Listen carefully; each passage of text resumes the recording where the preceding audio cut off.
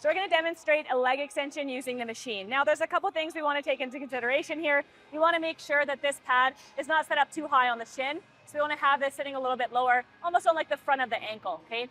Now the second thing is the position of the back pad. If we have this back pad scooched too far forward, this is going to be an issue. It's not going to allow for full hip extension. It's going to force you into hip flexion, okay? So what we want is hip extension as best we possibly can using this machine to fully lengthen the quad. So Jake's going to move that back as far as he can, okay?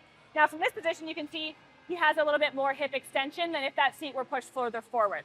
Okay, so now we will kind of want the backs of the knees snug on the pad here, and he's going to extend the legs up, not necessarily hyperextending the knee, but we definitely want to lock out and fully contract the quad muscles, okay? Slowly lowering back down. Now for this, you can see here that he kind of stops here with the machine. He's not able to fully lengthen his quad in this position. So this machine is kind of trash. So what we're actually going to do is we're going to use a little hack and add a pad to this. So we're going to slide this pad in behind his shins.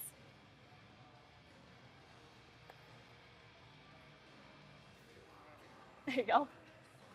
It takes a little bit of finagling, not the easiest thing to get in there, but as you can see here, now this is forcing his legs back. He's forcing himself into more knee flexion to allow for that fully lengthened quad. So this is actually going to be a lot better. If your machine goes all the way back, amazing. If it doesn't, you can do something like this, where you actually manipulate the machine to have better range of motion for your quad, okay? A couple more clean repetitions here. Nice and slow and controlled, not swinging the weight up. The position of your feet doesn't really matter, but ideally we want the toes to stay pretty much straight. You can have them a little bit turned in, toned out. It doesn't super matter.